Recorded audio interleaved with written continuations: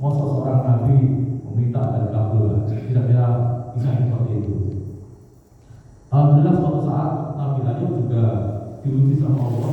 Suatu saat istrinya entah pergi kemana gitu, istrinya mungkin karena capek ya, dia hari ngurusin orang sakit, dia hari ngurusin orang yang orang yang sudah menderita bertahun-tahun tapi nggak sembuh-sembuh.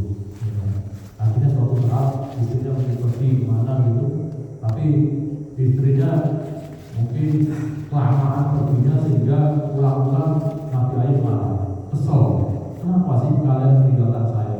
Kenapa sih kalian tega meninggalkan saya sendirian? Ya kan?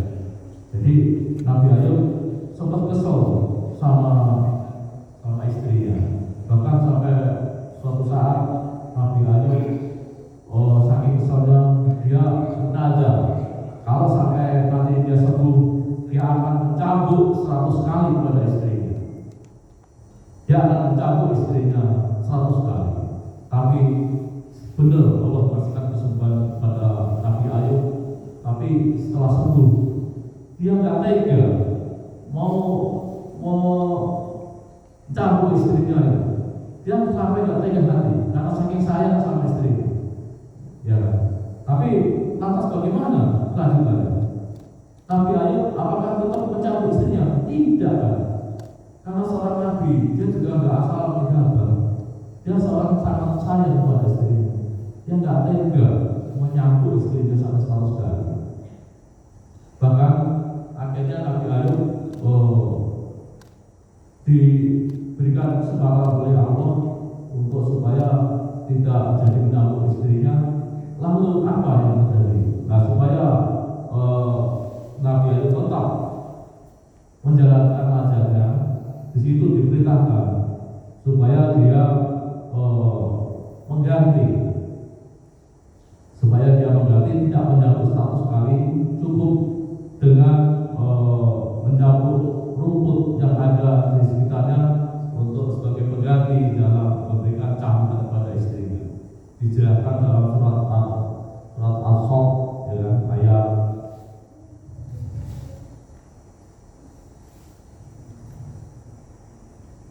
Al-Saff ayat 44, yaitu yang artinya kurang lebih seperti ini. Dan ambillah seikat rumput dengan tanganmu, lalu pukullah itu, dan janganlah engkau menghajar, dan janganlah engkau melanggar sumpahmu. Sesungguhnya kami dapati dia Ayub adalah seorang yang sabar, dialah sebaik-baiknya hamba, sungguh dia sangat taat kepada Allah. Jadi untuk mengganti ajarnya itu, dia lantas tidak jadi menyambut sampai 100 kali, tapi dengan cukup sebuah seikat rumput itu untuk dicambukkan supaya dia menepati janjinya dan menepati ajarnya. Itulah tentang Nabi Ayub. Tapi Nabi Ayub juga seorang nabi yang sangat disegani, sangat ditakuti. Cuma dia juga selalu sayang kepada pengikut-pengikutnya dan selalu taat dalam menjalankan kenabiannya. Demikian tadi apa yang saya sampaikan, semoga sangat bermanfaat. Tapi sebagai bentuk hikmah daripada apa yang kita sampaikan tadi, sebagai seorang nabi, sebagai seorang utusan Allah, tentunya kisah Nabi Ayub adalah bisa menjadikan contoh bagi kita sebagai nabi yang bisa menjadi tauladan atau panutan untuk kita semua. Itu ada beberapa catatan di sini tentang hikmah daripada kisah Nabi Ayub. Yang pertama adalah dia selalu bersyukur dan dia selalu taat kepada Allah dalam menjalankan kenabiannya. Yang kedua, dia selalu sabar dalam menghadapi cobaan yang silih berganti, ya kan? Selanjutnya, sebenarnya Nabi Ayub ini sudah dijelaskan dalam hadis, dijelaskan dalam hadis Rasulullah yang diriwayatkan oleh Anas bin Malik. Sesungguhnya Nabi Ayub adalah berada dalam ujian.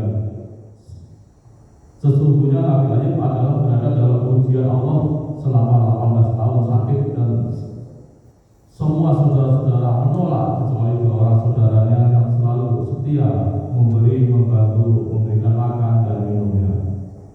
Itulah kira-kira arti kisah dari Nabi Ayub yang dijelaskan dalam surat Al-Anbiya ayat 8-84, dilanjutkan dengan surat As-Saff juga dijelaskan dari ayat 41 sampai 42. Itu juga artinya di sini tentang sedikit saya sampaikan tentang surat As-Saff.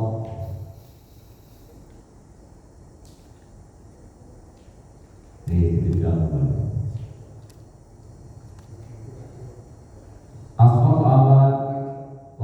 ayat 41 sampai 42 itu tidak jauh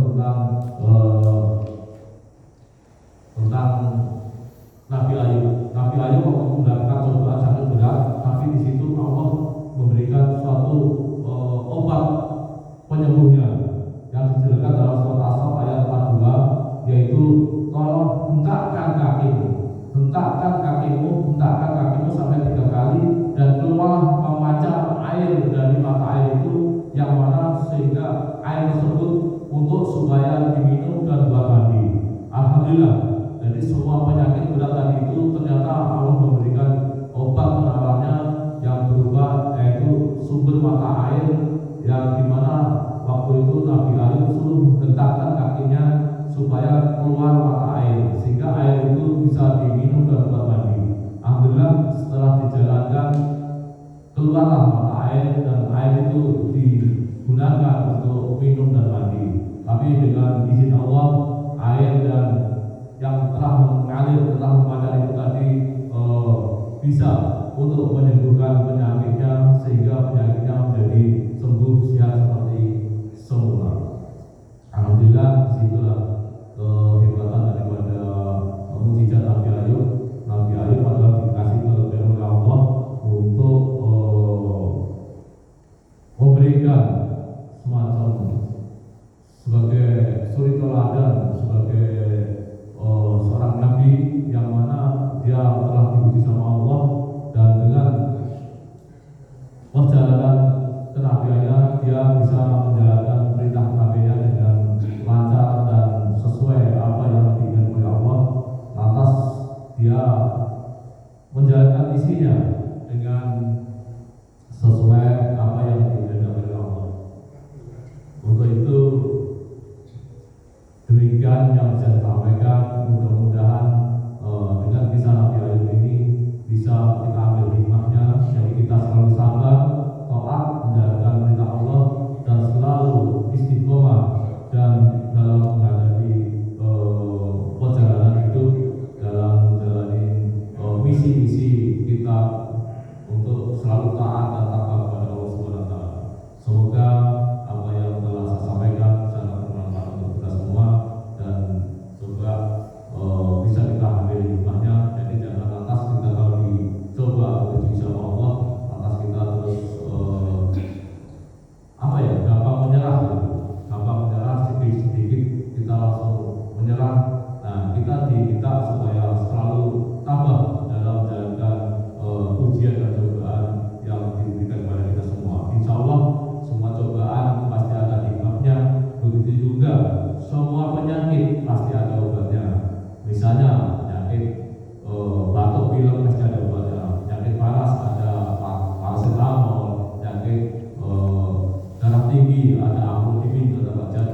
Kalau kolesterol ada simvastatin. Kalau penyakit banyak jenis penyakit pasti semua itu ada obatnya. Begitu juga Nabi Ayub setelah dikasih obat, setelah sakit 18 tahun lamanya yang disuarakan oleh orang tidak ada obatnya, ternyata Allah kasih penanganannya, kasih penyembuhan secara total. Demikian yang saya sampaikan. Semoga apa yang saya sampaikan tentang kisah Nabi Ayub sangat bermanfaat untuk kita dan kita ambil hikmahnya. Untuk itu, mohon kritik dan saran dari saudara-saudara sekalian. Mungkin cerita saya kurang berkenan atau kurang pas, karena memang kondisinya lagi kurang fit. Sekian dan terima kasih.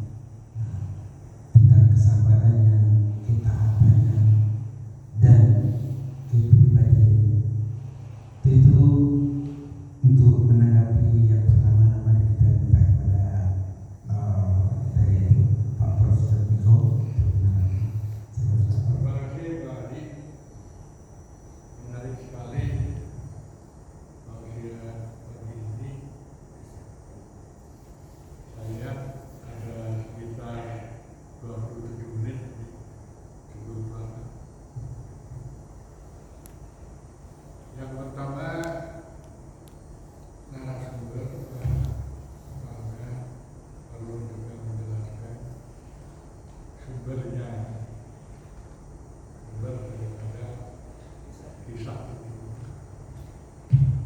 Yang kedua, ada nabi dan ada rasul. Dalam Al-Quran dikenal 25 nabi. Yang saya pahami, Nabi Ayub itu bukan rasul, hanya nabi. Tapi nanti Ustaz Badri yang mengklarifikasi.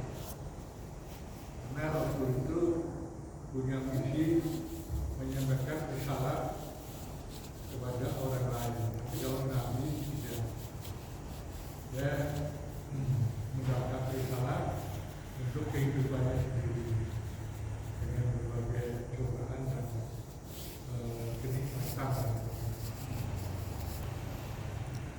Nabi Ayub di dalam Al-Anbiya tadi sudah dibaca, karena kemarin juga dibacakan oleh Pak Ustaz Muhammad pada Tasyin ayat 83-84 bahwa Nabi Ayub itu berdoanya itu nggak meminta, berdoanya itu sepertinya merayu kepada Gusti bahwa saya ini sakit, tapi sehingga Engkau Maha Kuasa dari segala penyayang. Yang minta disembuhkan, doanya agak unik juga.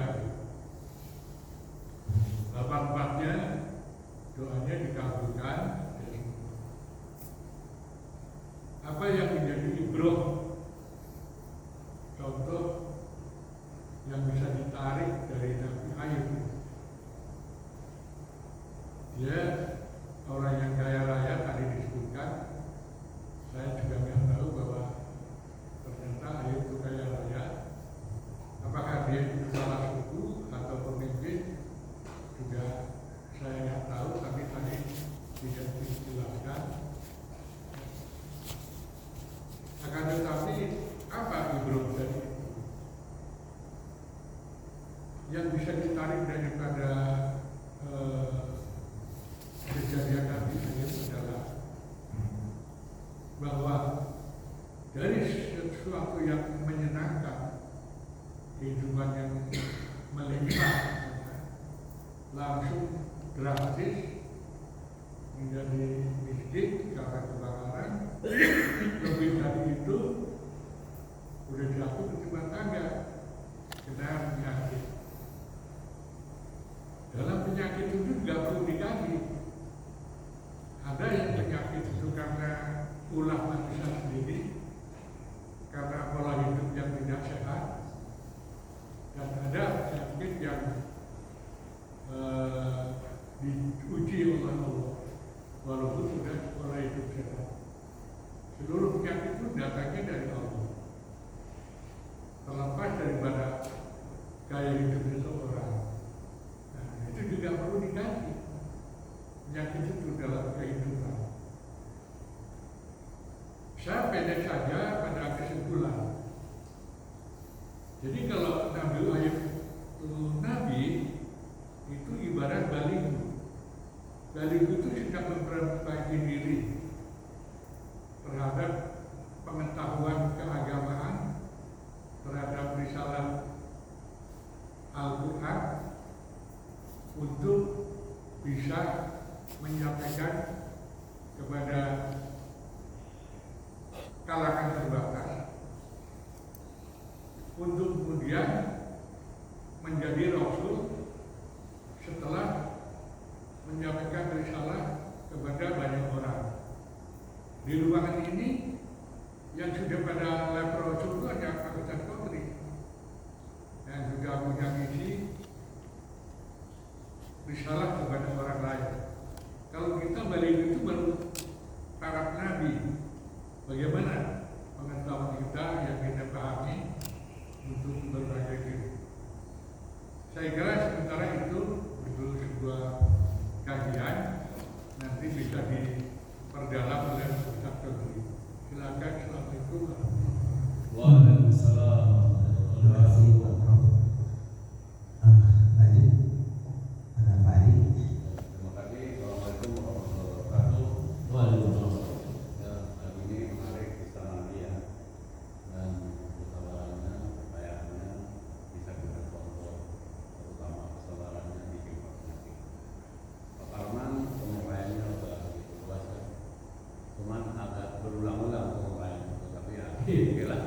Dan satu alat itu tadi surat bukan as-sof, tapi surat sof yang pasal satu ya surat sof yang mengatakan di situ ingatlah akan hamba kami Ayub ketika menyeru Tuhannya sesungguhnya aku diganggu setan dengan upayanya. Pada umumnya sudah penampilan sih udah mantap lah, udah nggak ada lagi yang diragukan kepercayaan apa uraian semua. Ya kira-kira demikian dari saya. Assalamualaikum warahmatullahi wabarakatuh. Waalaikumsalam. Ya, penampilan yang sudah cukup baik dan tidak ragu secara berhubungan itu memang sudah biasa dalam menyampaikan kajian. Lanjut Pak Kiai. Bismillahirrahmanirrahim. Dari penampilan Bapak Parman, maka hari ini atau pagi ini penampilan yang paling Baik. nah itu dijawab sendiri. Penampilan yang paling jelek, buruk, paling buruk. Kenapa ulang-ulang sampai lebih 10 kali nih ulang-ulang? Kenapa tuh lagi nggak enak badan apa? Dan keistimewaan Nabi Ayub yang disebut-sebut tadi itu selalu taat, selalu apa, itu bukan kelebihan bagi seorang nabi, itu udah seharusnya, bukan kelebihan itu. Jadi selalu taat, selalu begini, itu bukan suatu kelebihan bagi seorang nabi, itu memang udah karakter seorang nabi. Makasih Pak Aman. Kenapa terlalu jelek hari ini Pak Aman? Hari nggak fokus. Oh iya, makasih. Dan dari Nabi Ayub bukan apa namanya yang lain itu memang harus dilakukan oleh seorang nabi. Itu yang dari Nabi Ayub adalah kesabarannya tentang ujian yang dikasih Allah Subhanahu Wa Taala kepada dia. Dia tidak mengeluh, dia tidak merasa tapi bersyukur atas ujian yang diberikan Allah Subhanahu Wa Taala. Lanjut pada guru kita Bapak Haji Kabir. Ya, bila tadi, jadi kalau saya lihat Pak Parman menyampaikan ini walaupun dalam posisi yang kurang fit, tapi saya terinspirasi tentang dakwah ini, ya, lagi-lagi dakwah kita membawakan tentang kisah-kisah. Medul itu yang banyak menyampaikan kisah-kisah itu ridho. Salah satu strategi dakwah itu kisah-kisah itu juga harus perlu kita ungkap lagi kan, karena begitu banyak contoh-contoh teladan kan yang kita jadikan satu pegangan, karena ini adalah pegangan hidup kita. Jadi kalau bisa ini usul dan saran juga. Nah, ini menarik untuk Ramadan besok itu kultum itu ini pada kayak ada ini. Jadi dari malam pertama sampai malam ke-25 itu kisah para nabi. Iya, setuju. Ya, pokoknya malam pertama Nabi Adam. Ya nggak apa-apa gitu. Sampai malam ke-25 kan. Ya ini apa namanya? Hampir mungkin jarang ditemukan, tapi kita menerapkan. Jadi diminta oleh para peserta katakanlah yang menyampaikan dakwah ini, ya dia cari sendiri. Tadi saya salut sama Pak Parman itu sampai ada 3 lembar kertas tadi. Iya. Ada 3 lembar. Kan banyak usaha ikhtiar gitu dari beliau dan teman-teman semuanya untuk menyampaikan materi itu, berarti ada ikhtiar, ada usaha. Ini tentunya diapresiasi betul, sehingga nah itu menyampaikan itu saya teringat. Nah, mungkin orang itu tidak pernah ingat tentang ada air selain dari Zam-Zam. Itu antara Syria dan Yordania, dan sampai hari air itu masih ada, sudah difulkuskan. Itu yang nggak pernah muncul itu. Saya pernah baca, ketika beliau menyampaikan, saya teringat. Iya. Selain dari Zam-Zam ada kisah ketika air. Nah itu antara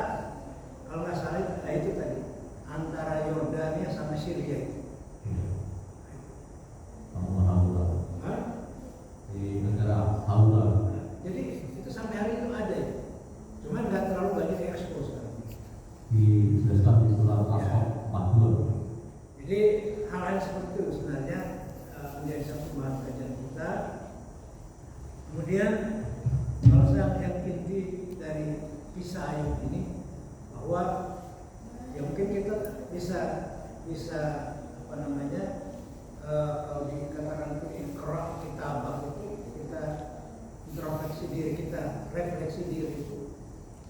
Jadi semua penyakit ada obatnya kan gitu. Semua penyakit ada obatnya. Nggak ada penyakit yang tidak ada obatnya. Tapi satu penyakit yang terkadang obatnya itu bisa ada bisa tidak gitu. Sakit hati. Hari ini kita mempertanyakan.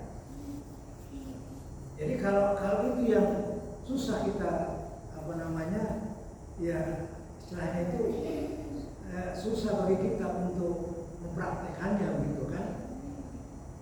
Nah ini sesuatu yang membahayakan sebenarnya. Ya, karena jadi salah satu kisah yang paling menonjol daripada ayat ini adalah tajamnya mata batinnya, tajamnya mata batin. Makanya saya perlu ungkapkan, kita ini semuanya, kita ini punya predikat semua, ada S3, ada S2, ada S1.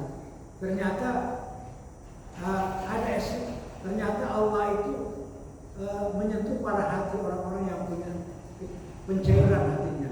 Jadi kalau apa namanya, kalau teman mengatakan yang menyentuh Allah itu adalah orang yang punya es lilin.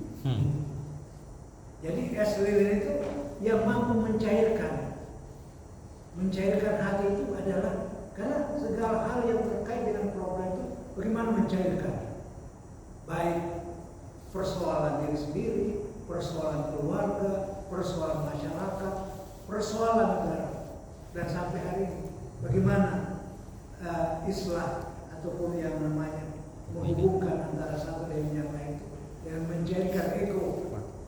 Ternyata S3 itu nggak ada apa-apanya, S2 nggak ada apa-apanya, S1 nggak ada apa-apanya. Ternyata S3 itu yang bernilai kan.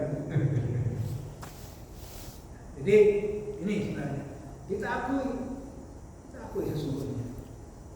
Makanya di dalam Al-Quran ada orang-orang yang ya itu tadi keilmuan itu setinggi langit, tapi la ilaha illallah mampu dia pahami secara baik. Jadi ini perlu bagi kita semuanya sehingga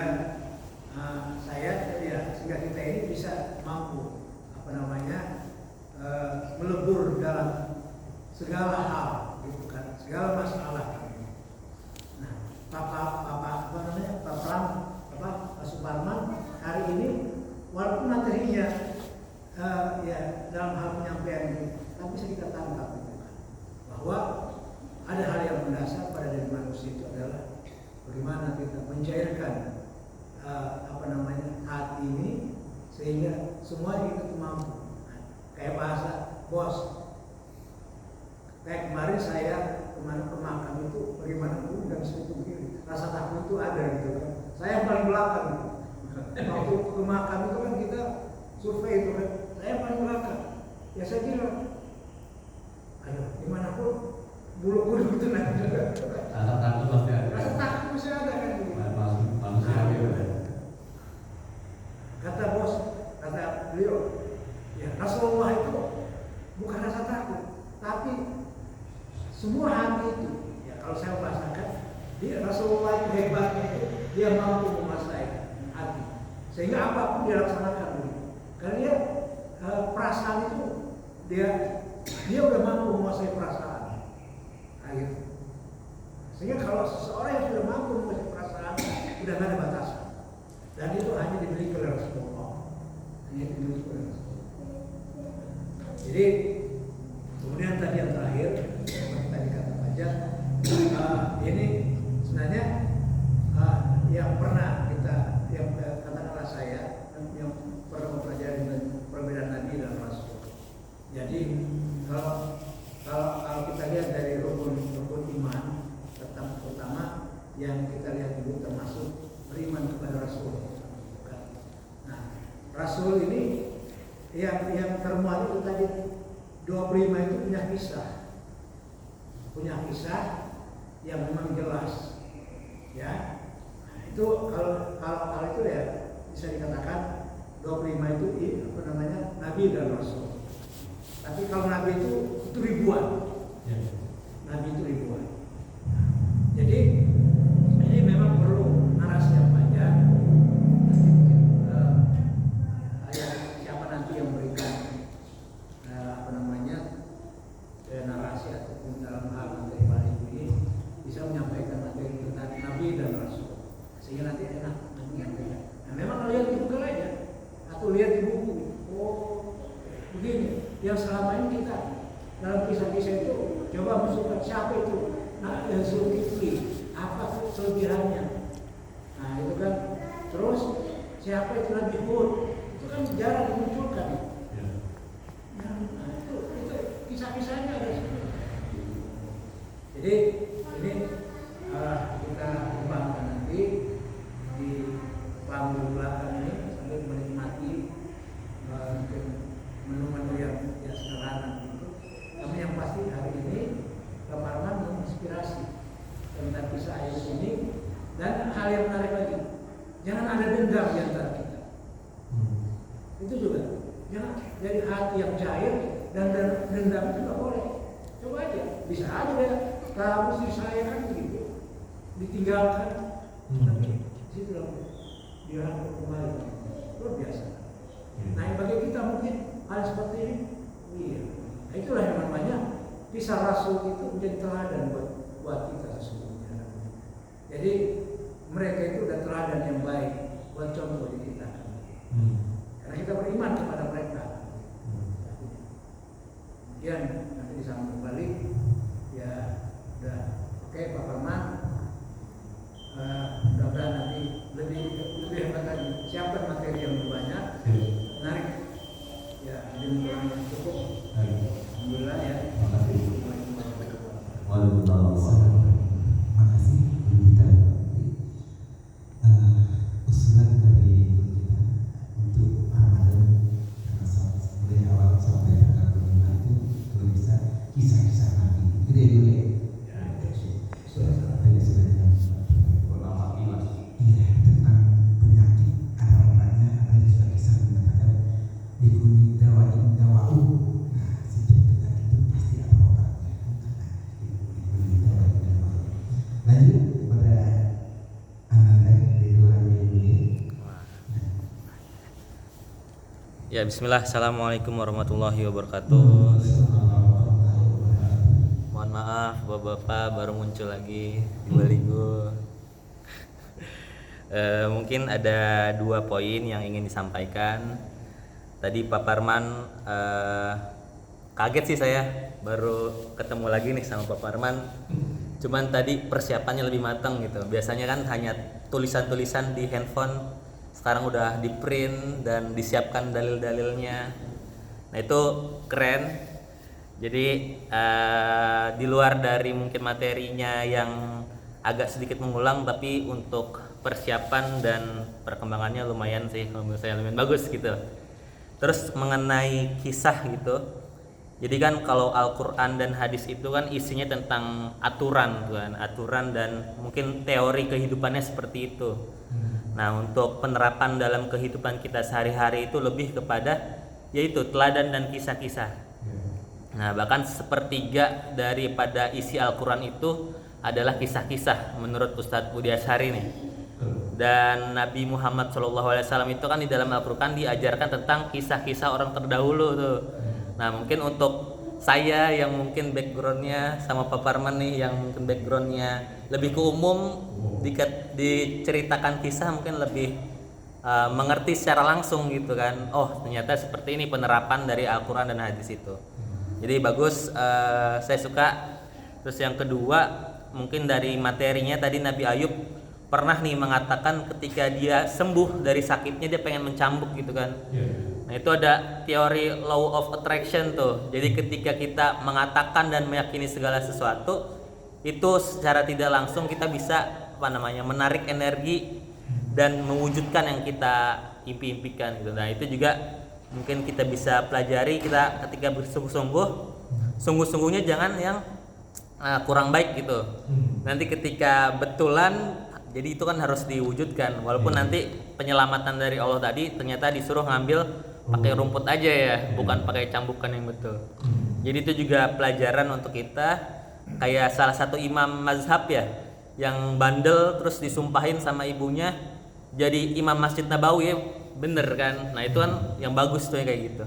Mungkin itu, terima kasih. Assalamualaikum warahmatullahi wabarakatuh. Waalaikumsalam.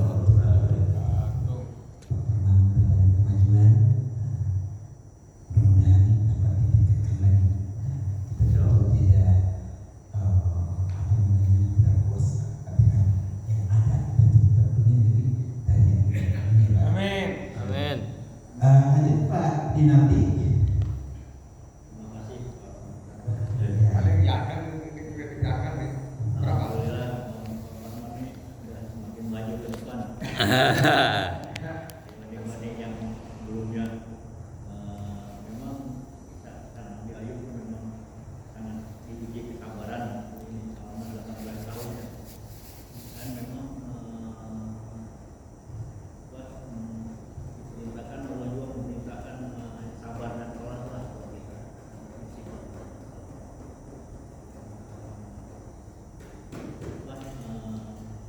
Jadi semua penyakit itu ada obatnya memang, kecuali kematian. Mungkin dari saya itu. Assalamualaikum warahmatullahi wabarakatuh. Waalaikumsalam warahmatullahi wabarakatuh. Terima kasih Pak Dinar tentang kesabaran Nabi Ayub alaihissalam. Dalam selama 18 tahun dia dikasih uji oleh Allah Subhanahu wa Ta'ala. Itu patut dicontoh tentang kesabaran. Terima kasih Pak Dinar. Lanjut Pak Terus. Assalamualaikum warahmatullahi wabarakatuh. Waalaikumsalam warahmatullahi wabarakatuh. Ya, saya juga terima kasih kepada Pak Parman telah menerangkan tentang Nabi. Contohnya seperti Nabi Muhammad juga mendapatkan ujian yang sama, dan begitu juga pada Nabi Ayub ini. Mudah-mudahan saya dapat umurnya panjang lagi. Dan itu aja yang terima kasih. Assalamualaikum warahmatullahi wabarakatuh. Waalaikumsalam warahmatullahi wabarakatuh. Terima kasih Pak Terus.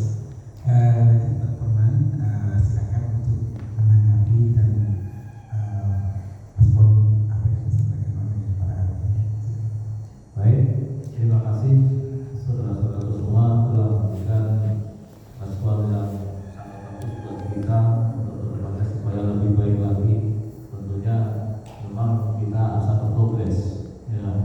Jadi jangan stuck di situ, tapi tetap kita harus progres dari tahap ke tahap. Insya Allah itu akan kami lakukan. Dan terima kasih saran dan kritik yang sangat membangun. Dan di sini tadi maaf mungkin ada salah ucap. Sebenarnya kalau Nabi Ayub itu bukan Rasul, tapi Nabi.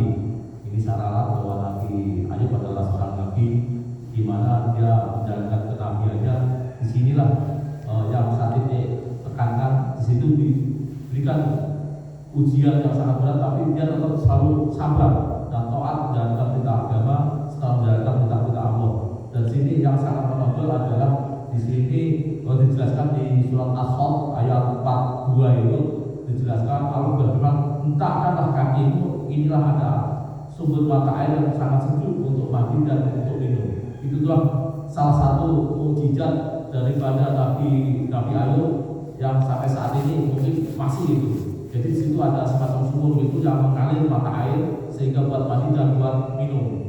Nah, kalau Nabi Ismail adalah dengan air jam-jamnya, tapi kalau Nabi Ayub inilah kisah Nabi Ayub yang sampai saat ini mungkin sumurnya masih ada, walaupun saya belum pernah ke sana ya.